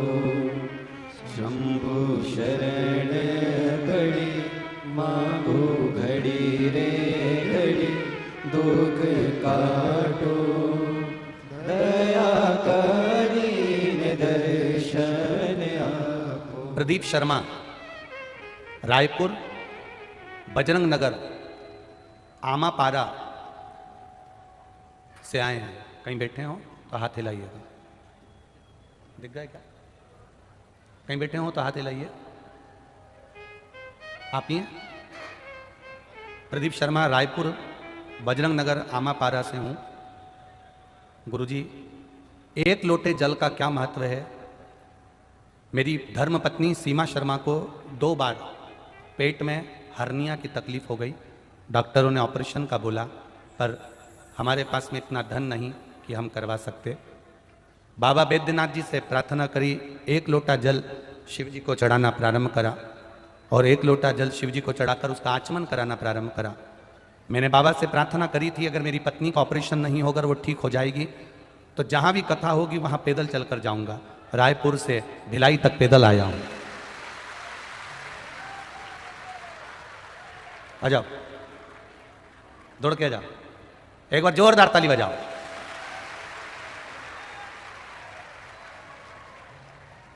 अपनी धर्म पत्नी के लिए संकल्प लिया था, अगर वो उसका ऑपरेशन नहीं होगा, अगर वो ठीक हो जाएगी तो मैं पैदल जहां शिव पुराण की कथा होगी वहां चलकर आऊंगा। बाबा देवादिदेव महादेव। खाली न जाता कोई दर से तुम्हारे, खाली न जाता कोई दर से तुम्हारे, मैं भी खड़ा हूँ नंदी बाहें पसारे। अपने हृदय से लगा लो, लगा लो, गिरा जा रहा हो, उठा लो, उठा लो, प्रभु अपने दर से अब तो न टालो, गिरा जा रहा हो, उठा लो, उठा लो। एक बार जोरदार ताली बजाएं भाव के साथ।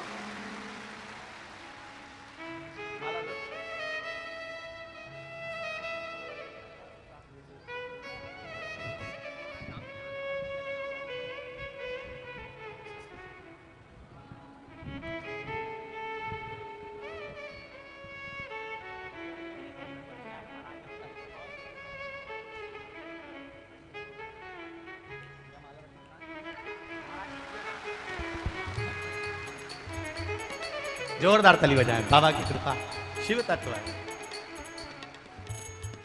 एक पत्र बड़ा सुंदर आया, ये देख। मेरा नाम निर्मला पांडे है, मेरे पति का नाम श्री नंद कुमार पांडे है। मैं भिलाई सेक्टर 5 के निवासी हूँ। पांडे परिवार की ओर से आपको नमन है। 1 लोटे जल का क्या महत्व है गुरुदेव? हम भिलाई वालों से पूछो, हम दिल से बता सकते हैं। मेरे बाबा ने हर कार्य में सफलता दी है गुरुदेव। लोगों को बीपी की बीमारी होती है, शुगर की बीमारी होती है, हमको शिव पुराण की बीमारी हो गई है। गुरुदेव, हमारे घर का एक एक बच्चा शिव मंदिर जाता है, बाबा को जल चढ़ाता है। गुरुदेव, मेरी तबीयत खराब हो गई, मेरे पति मुझे अस्पताल लेकर गए जहां मेरी सारी जांचें हुई। मेरी रिपोर्ट मुंबई भेजी गई और इस रिपोर्ट को जब मुंबई में भेजा तो बच्चेदानी में एक बड़ी सी गठान थी। जो गठान ठीक नहीं थी, उस गठान की जांच हुई तो बताया कि ये आगे चलकर तकलीफ दे जाएगी। कहीं बैठी हो श्रीमती निर्मला पांडे, कहीं बैठी हो तो हाथ हिलाइएगा। दिख गई क्या? हाँ, एक बार हाथ हिला दीजिए निर्मला जी। ठीक ठीक है, दिख गए दिख गए। मेरे पति मुझे हॉस्पिटल लेकर गए और हॉस्पिटल से वो गांठ की जांच के लिए मुंबई लेकर गए। मुंबई में जांच कराई तो वो बच्चादानी में गांठ थी, बहुत बड़ी थी, जो ठीक नहीं थी, बड़ी बीमारी का योग था। गुरुदेव, डॉक्टरों ने 15 दिन के ऑपरेशन का समय दे दिया। हम लोग मुंबई से वापस भिलाई आ गए और 15 दिन ऑपरेशन का इंतजार करने लगे।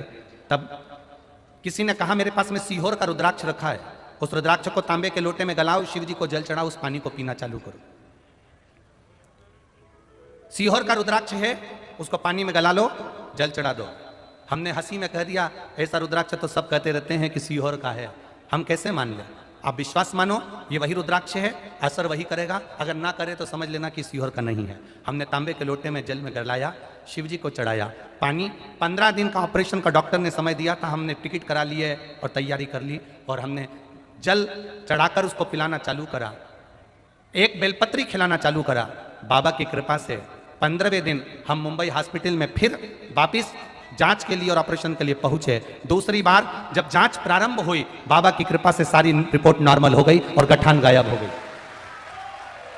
उसकी सारी जांचें हम फाइल भेज रहे हैं, उस फाइल में गठान की पूरी जांचें लगी हुई हैं। जो पहले जांच में बताया गया था कि गांठ है बच्चेदानी में, और दूसरी बार उसमें से जांच गायब हो चुकी है। दोनों रिपोर्टें लगाई गई है, दोनों जांच की अलग अलग।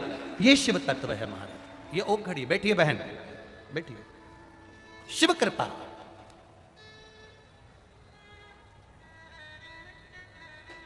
मेरे बाबा दया करना, मैं तेरे भरोसे हूं। दोनों रिपोर्ट लगाई उन्होंने अपनी जांच की, 2 रिपोर्ट लगाई। एक जिसमें गांठ बताई है, मुंबई में जाकर जांच चेक कराया गया, बॉम्बे में जाकर 15 दिन हॉस्पिटल में ऑपरेशन का कहा गया, और एक रुद्राक्ष का जल शिव तत्व की प्राप्ति करा दी, वो घड़ी की।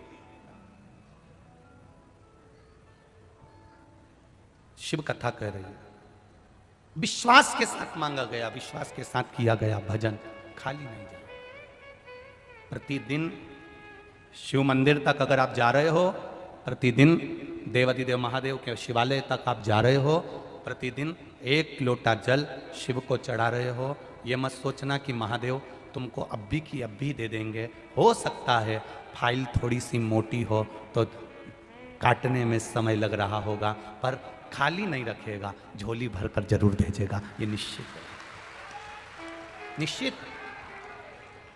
इतने लाखों की संख्या में आप इस ग्राउंड के अंदर आए हो,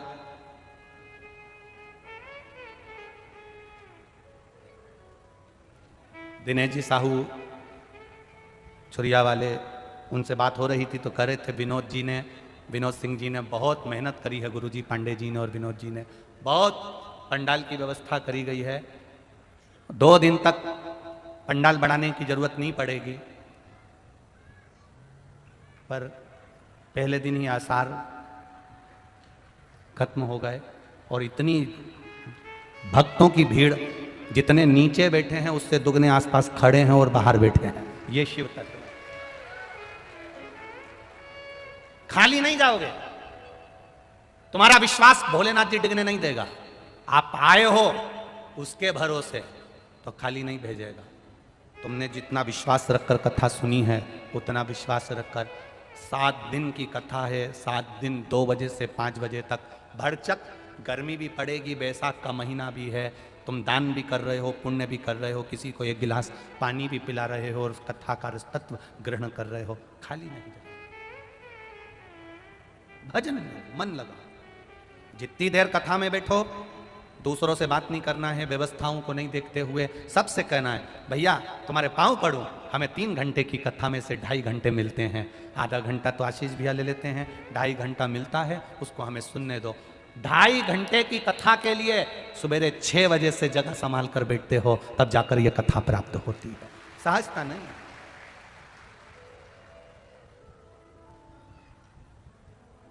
भजन में चित्त लगाओ, जितनी देर बैठो उतनी देर तुम्हारे मुख पर श्री शिवाय नमस्ते,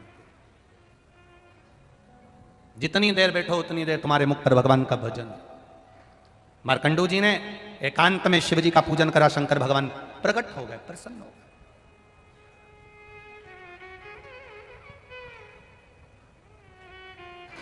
हमसे लोग कहते हैं कुबेरेश्वर धाम की इतनी महत्वता क्यों है, वहां तो अभी शंकर जी भी नहीं, कंकर शंकर है। हम उनसे कहते हैं वो एकांतेश्वर भी है। अगर वो कुबेरेश्वर है तो एकांतेश्वर भी है। सीहोर में 108 शिवालय होंगे, पर सीहोर से 10 किलोमीटर की दूरी पर जहां जंगल था, आज भले लोगों ने मत दुकान सब बना लिया, पर वो जंगल था, उस जंगल में वो अकेला बैठता था, कंकर शंकर के रूप में बैठता था। एकांतेश्वर है। एक भाई ने पत्र में लिखा है कि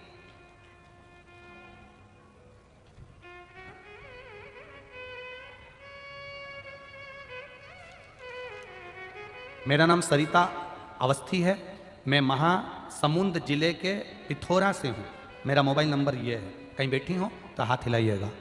मेरा नाम सरिता अवस्थी है, कहीं बैठी हो तो हाथ हिलाइएगा। सरिता अवस्थी,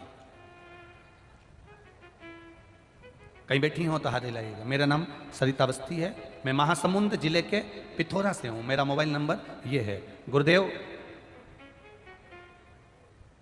32 साल से सोराइसिस की बीमारी थी, हर प्रकार की दवाई करवाई, डॉक्टर बोलते थे कि यह कभी ठीक नहीं होगी।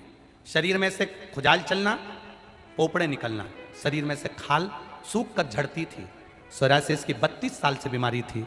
गुरुदेव सारे डॉक्टरों का इलाज पूरे भारत की भूमि पर दिल्ली, मुंबई, पुणे तक पहुंच गए, पर सोराइसिस का कोई इलाज नहीं। सब कहते हैं ये मरते दम तक रहती है, शरीर में खुजाल चलती है, पपड़ी निकलती रहती है और खुजालते रहो। सारी दवाइयां करी, आराम नहीं लगा। गुरुदेव सोराइसिस की बीमारी बढ़ती चली गई, ठीक नहीं हो पा रहे थे। लोग हमको हीन भावना से देखते थे, क्योंकि दिन भर खुजाल चलती थी, उसमें से खाल निकलती रहती थी, झड़ती रहती थी। जहां जाओ लोग दूर बैठते थे हमसे। बाबा आपने शंकर जी के पास में बैठना सिखा दिया।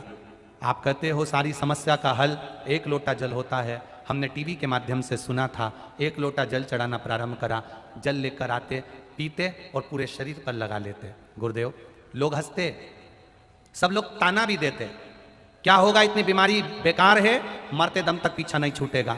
और बाबा की कृपा से गुरुदेव वो चढ़ा हुआ जल शरीर पे लगा लगा कर पूरी बीमारी ठीक कर ली, और आज दवाई की भी जरूरत नहीं और मेरा पूरा शरीर ठीक है। मैं कथा के पंडाल में बैठी, ये शिव तत्व, ये उघड़ी है। आपका किया विश्वास, आपका किया गया भरोसा टूटेगा नहीं। आयो आप बहुत दूर दूर से आयो, दिल से सुनना। एकांतेश्वर महादेव की कथा मिली है आपको।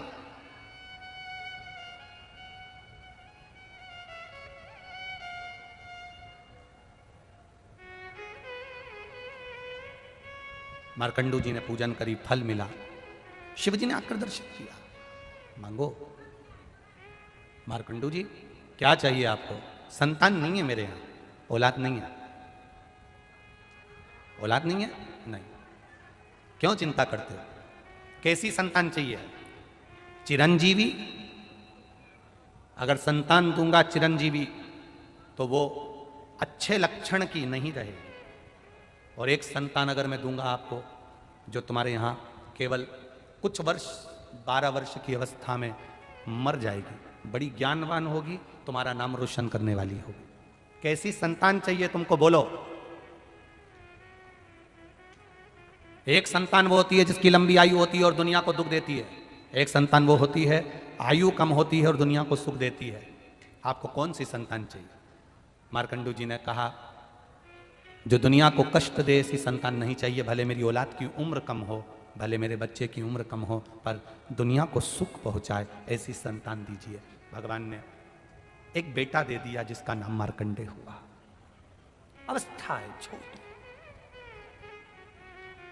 बड़ा ज्ञानी, बड़ा विद्वान। 10 वर्ष की आयु हो गई, मालूम पड़ा कि ये तो मर जाएगा। 12 वर्ष की केवल आयु है इसकी, क्या करा जाए।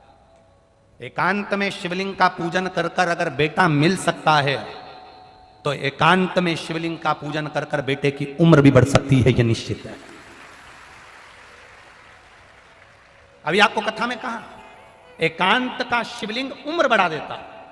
एकांत का शिवलिंग हमारी रोग मिटा देता है। एकांत का शिवलिंग हमारा वैभव प्रदान कर देता है। एकांत है।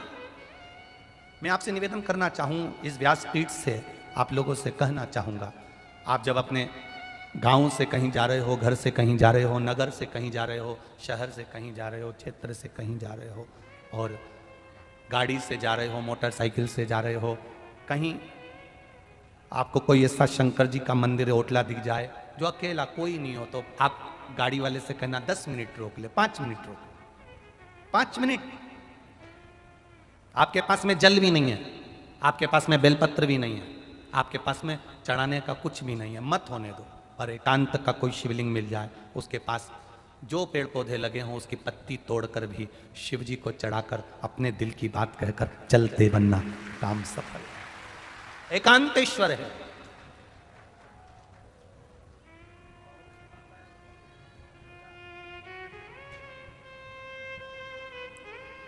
क्या देगा मेरा महादेव ये नहीं मालूम, पर इतना जरूर है वो अपने बच्चों को, अपने भक्तों को दुखी नहीं देखता। अगर अपने भक्तों को दुखी देखता होता, लगभग 1 बजे कथा का समय रहता है, 4 बजे तक, कहीं 2 बजे कथा का समय रहता है, 5 बजे तक, पर अपने टीवी पर जितनी बार भी कथा सुनी होगी, हमने हर बार कहा है, जहां जहां कथा होती है भोलेनाथ अपने हाथ की कृपा की छांव कर लेता है। 1 बजे से 4 बजे हो, चाहे 2 बजे से 5 बजे हो, बच्चों को धूप भी नहीं लगने देता। धूप आती है, थोड़ी देर रहती है, फिर जाती है, फिर आती है, फिर जाती है, फिर आती है, फिर जाती है। और ये एक कथा में नहीं, कई कथाओं से लगातार बाबा की कुछ कृपा करुणा ही ऐसी है कि वो अपनी छत्र छाया बनाकर कथा सुनवाता है।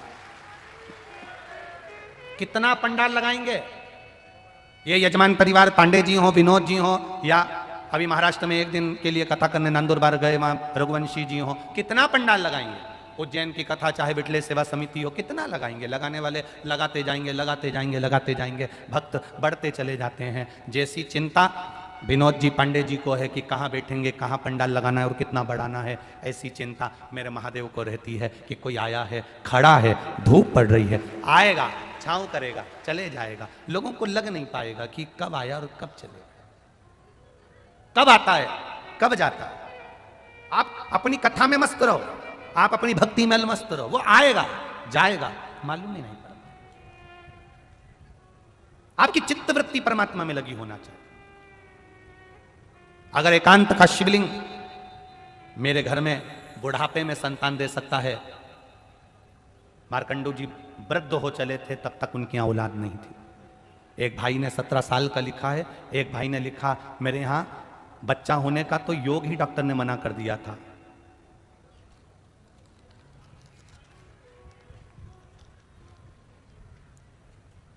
मैं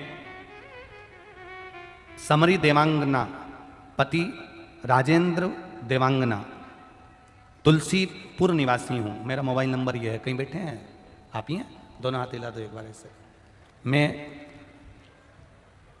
समरी देवांगना, पति राजेंद्र देवांगना, तुलसीपुर निवासी हूं। मेरा मोबाइल नंबर ये है।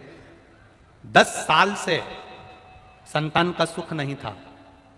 संतान लाए हो साथ में? उसको थोड़ा सा ऊंचा कर दो। 10 साल से संतान का सुख नहीं था। पहली बार जब डॉक्टर को दिखाया था तो उन्होंने कह दिया था तुम्हारे यहाँ कभी औलाद नहीं होगी, क्योंकि तुम्हारे यहाँ संतान के योग नहीं है, गर्भस्थ कुछ समस्या के कारण तुम्हारे यहाँ औलाद नहीं होगी। पर बाबा ने 10 साल बाद 1 लोटे जल का पान कर कर और एक सफेद आंकड़े की जड़ से संतान की प्राप्ति हुई है प्रणाम करने के लिए। 10 साल बाद भी। उसको थोड़ा सा ऊंचा कर दो एक बार। हर हर महादेव। बैठिए बैठिए। ये शिव तत्व है। जब सारी आस समाप्त हो जाए, जब सब दूर से आस छूट जाए, तब मेरे बाबा दया करना, मैं तेरे भरोसे हूँ, मैं तेरे भरोसे हूँ। आता है आप लोगों को? जरा एक बार जम के बोलिएगा, मेरे बाबा मैं मेरे बाबा दया कर, मैं तेरे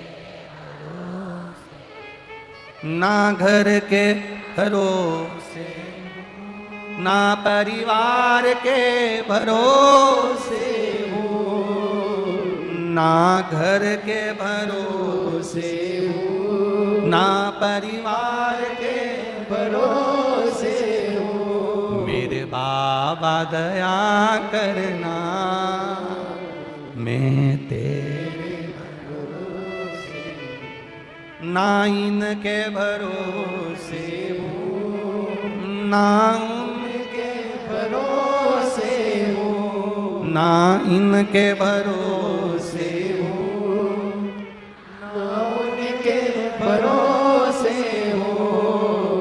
मेरे बाबा दया करना, मैं तेरे भरोसे हूँ, मेरे बाबा दया करना, मैं तेरे भरोसे हूँ। हम उसके सहारे जी, हम उसके बल पर जी। जब आप ये प्रार्थना करो ना, दिल से करा करो, मैं तेरे, आपको ऐसा महसूस होगा आपके पास में कोई घूम रहा है, वो सुन रहा है जिसको आप सुनाना चाहते हो, वो देख रहा है जिसको आप दिखाना चाहते हो, वो कर रहा है, पूरी व्यवस्था वो कर रहा है। महाराज मार्कंडे जी 10 वर्ष के हो गए, पिता मार्कंडू जी ने कह दिया अब ये मरने वाला है, माता पिता के सामने मरेगा तो अच्छा नहीं लगेगा।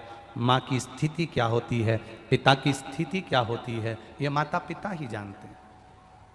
कुंवारी अवस्था में अगर कोई बच्चा मरता है, माता पिता के सामने कोई प्राण छोड़ देता है, उस माता पिता से पूछो उसकी हालत क्या होती है, चले जाएगा। कहा बच्चे को एक ही चीज सिखाई, सबके चरणों को प्रणाम करना सीख जाओ। जब सबके चरणों को प्रणाम करना सीख जाओगे तो अपनी जिंदगी अपने आप सार्थक हो जाएगी। क्या मिलता है प्रणाम करने से, क्या मिलता है नमन करने से, क्या मिलता है? भगवान के चरणों को प्रणाम करो, माता पिता के चरणों को प्रणाम करो, घर के बड़ों को प्रणाम करो, घर के बुजुर्गों को प्रणाम करो। घर के ही नहीं, बाहर का कोई मिल जाए उसको भी नमन करिए, श्री शिवाय नमस्तुभ्यम कहते हुए प्रणाम करते हुए चलिए। क्या मिलेगा? अगर कुछ नहीं मिलेगा तो मुख से आशीर्वाद तो दे देगा। प्रणाम, कोई नीचे झुककर तुम्हें प्रणाम कर रहा है, कितना भी बेर हो, कितना भी विवाद हो, प्रणाम करने वाले को कोई गाली नहीं देता। प्रणाम करने वाले को अगर कुछ नहीं देगा तो हाथ सिर पर रख देगा, वो भी नहीं करेगा तो उठा देगा, वो भी नहीं करेगा तो उसको देख तो लेगा, उतने में भी उसका कल्याण निश्चित हो जाता है। प्रणाम की शुद्धता, करो प्रणाम। मार्कंडे जी को सिखा दिया, प्रणाम करना प्रारंभ करा मार्कंडे जी ने। जो मिले उसको नमन, जो मिले उसको प्रणाम। एक बार देवऋषि नारद आ रहे थे, मार्कंडे जी ने उनको देख लिया। देखते से ही उन्होंने कहा श्रीमन नारायण। मार्कंडे जी जान गए यही नारद जी हैं, अपन इनको पहचानते तो है नहीं, प्रणाम करने में क्या जाता है। उन्होंने दंडवत कर लिया। जैसे ही प्रणाम करा, नारद जी के मुख से निकल गया चिरंजीवी भव। नारद जी ने जैसे कहा चिरंजीवी भव, मार्कंडे जी जैसे उठे तो मार्कंडे जी के सिर पर देखा कि इनकी रेखा तो मस्तिष्क की आधी कटी हुई है, अभी 2 साल में तो ये मरने वाला है। मार्कंडे जी को मैंने आशीर्वाद दे दिया चिरंजीवी भव। नारद जी आधे टेंशन में पड़ गए, गलत गाड़ी में बैठ गए, ये भिलाई जा ही नहीं रही है।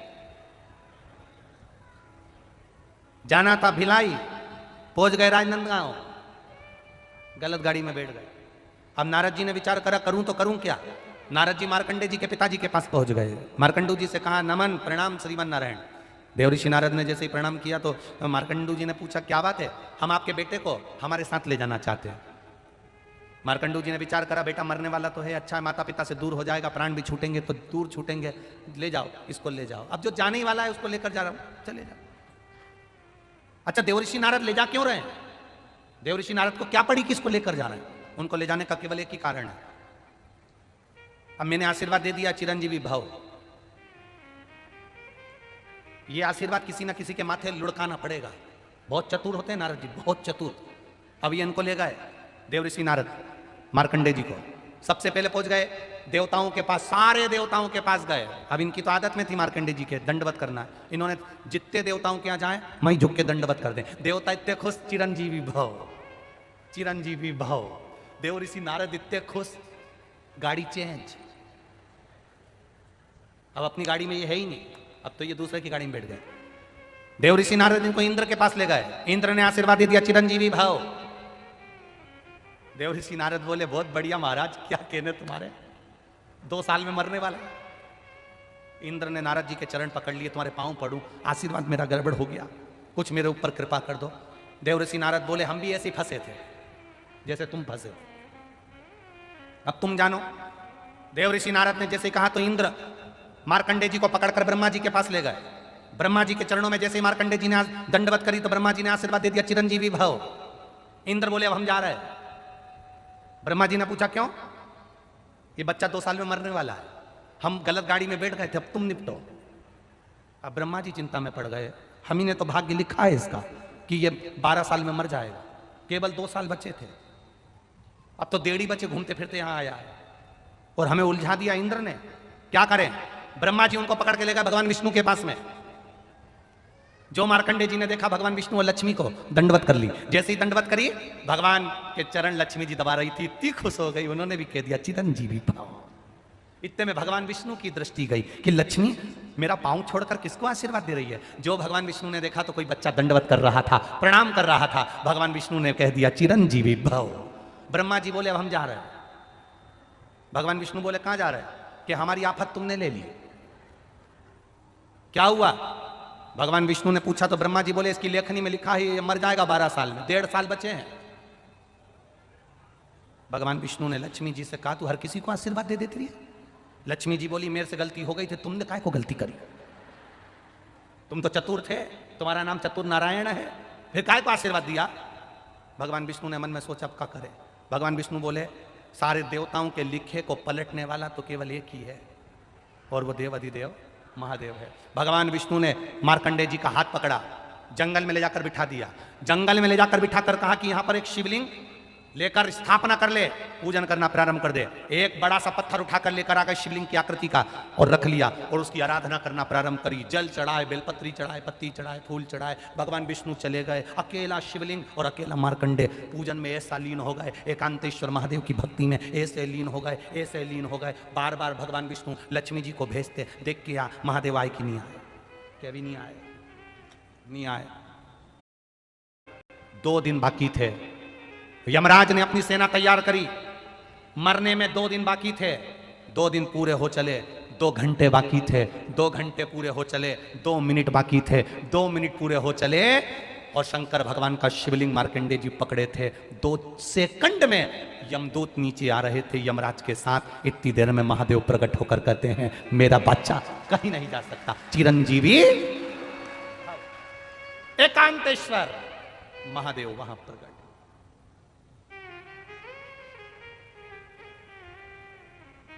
जिनकी पत्रिका देखकर, जिनके ज्योतिषाचार्य ब्राह्मण विद्वान भूदेव, जिनको दुनिया के लोग कहते हैं कि तेरी आयु कम है, उसे एकांत में शंकर जी का मंत्र जपना चाहिए। अगर शिवलिंग की पूजन भी नहीं कर सको तो एकांत में श्री शिवाय नमस्तुभ्यम जपना चाहिए। वो भी ना बन सके तो नमः शिवाय जपना चाहिए। वो भी ना बन सके तो पंचाक्षर मंत्र, षडाक्षर मंत्र ओम नमः शिवाय जपना चाहिए। एकांत, और जितना एकांत में बैठकर जपोगे वो उतना मिलेगा। हम क्यों कहते हैं कथा सुनने बैठो, अपने पहचान वालों के पास कभी मत बैठो। जितने पहचान वालों के पास बैठोगे, महाराज कोई भी अच्छी बात कहेगा तुम तुरंत बात करने में लग जाओगे। और जब भी कथा सुनने बैठो, जिससे तुम्हारी अच्छी नींव बने, जिससे तुम्हारी नींव पटे, उसके पास बैठो। क्यों? कोई भी अच्छी बात आएगी ना, जरा सा भी तेरा पांव उसके ऊपर रखा है, ये सदेगी ना धर के, दूसरी बार तुम खुद फिर धीरे से अच्छे से बैठ जाओगे एकदम शांत। तुम्हें मालूम है ये बाजू में बैठी, इससे अपनी अच्छी बनती नहीं। इसीलिए तो पूजन करने बिठाते हैं तो पति पत्नी को साथ बिठाते हैं, क्योंकि इन दोनों की कभी आपस में बनती नहीं। ये सही बैठेगी तो ये भी सही बैठेगा, ये सही बैठेगा। अगर इस पति ने जरा सा मोबाइल चलाया पूजन करते समय तो इसने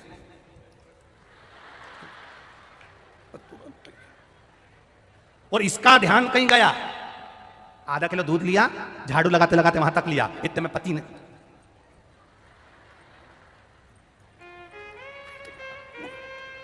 इसीलिए इन